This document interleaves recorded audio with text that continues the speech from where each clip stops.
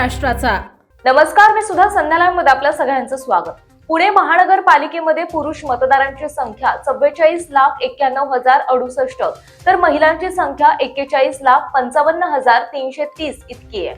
हा आकडा पाहिला तर महिला मतदारांची संख्या पुरुषांच्या जवळपास पोहोचली आहे। विधानसभा निवडणुकीमध्ये महिलांचा मतदानाचा टक्का वाढलेला आहे, त्यामुळे महिलांना उद्देशून दिलेली आश्वासने ही थेट मतपेटीवर परिणाम करणारी रणनीती मानली जाते। महापालिका निवडणुकीच्या पार्श्वभूमीवर सर्वच पक्षांनी जाहीरनाम्यात महिलांसाठी विविध योजना आणि आश्वासनांची खैरात केली आहे। मात्र सुरक्षितता, आरोग्य, रोजगार, शिक्षण आणि आर्थिक सक्षमीकरण या मुद्द्यांवर पक्षांकडून भर देण्यात येत असला तरी महिला मतदारांमध्ये आश्वासनांपेक्षा प्रत्यक्ष अंमलबजावणीबाबतच अधिक अपेक्षा व्यक्त होत आहेत। महापालिकेच्या प्रश्नांशी महिलांचा थेट संबंध आहे। पाणी पुरवठा, स्वच्छता, आरोग्य सेवा, अंगणवाडी, शाळा, रस्त्यांवरील प्रकाश, सार्वजनिक वाहतूक हे सगळे विषय महिलांच्या दैनंदिन आयुष्याशी थेट जोडलेले आहेत।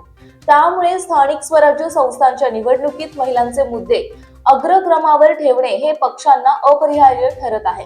यासाठी प्रत्येक पक्षाने खास महिला मतदारांना आकर्षित करण्यासाठी आश्वासनांची खैरात केली आहे। शिंदे सेनेने महिलांना तिकिटाचा निम्मा दर आकारणार, गर्दीच्या वेळी महिला स्पेशल बस चालू करणार अशी घोषणा केली आहे, तर काँग्रेस महिलांना पीएमपीचा मोफत प्रवास देणार। राष्ट्रवादी शरद पवार आणि राष्ट्रवादी अजित पवार गटाने पुणे महानगरपालिका क्षेत्रात 200 राजमाता जिजाऊ क्लिनिक, अद्ययावत प्राथमिक आरोग्य केंद्र उभारले जातील। येथे तपासणी, आरोग्य सेवा आणि महत्त्वाची औषधे मोफत मिळतील, ज्यामुळे मोठ्या रुग्णालयांवरील ताण कमी होईल यावर भर दिला आहे। तसेच आनंदीबाई जनजागृती मोहिमेअंतर्गत सर्व आरोग्य केंद्रांच्या परिसरात दरमहा विशेष शिबिरे आयोजित केली जातील। याद्वारे नवविवाहित महिलांना सीझर टाळण्याचे उपाय, आरोग्य आणि सुरक्षित बाळंतपणाबाबत मार्गदर्शन केले जाईल। आई आणि बाळाचे आरोग्य जपण्यासाठी वेळेवर समुपदेशन आणि वैद्यकीय सल्ला दिला जाईल, असंही जाहीरनाम्यात नमूद केलं।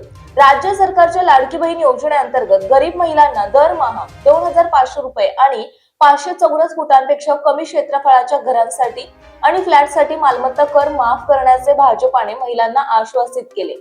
पुण्यासारख्या शहरात नोकरदार महिला, शिक्षित गृहिणी आणि तरुणी यांचा मोठा वर्ग आहे। हा वर्ग सोशल मीडिया, नागरी प्रश्न आणि प्रशासनाच्या कामगिरीवर लक्ष ठेवणार आहे। त्यामुळे त्यांच्या अपेक्षा जाहीरनाम्यात प्रतिबिंबित करणे पक्षांना भाग पडत आहे।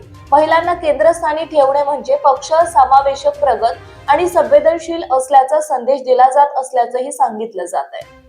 ताज्या आणि महत्त्वपूर्ण बातम्या पाहण्यासाठी आजच आमच्या संध्या लाईव्ह न्यूज चॅनलला YouTube वर सबस्क्राईब करा आणि बेल आयकॉन प्रेस करा।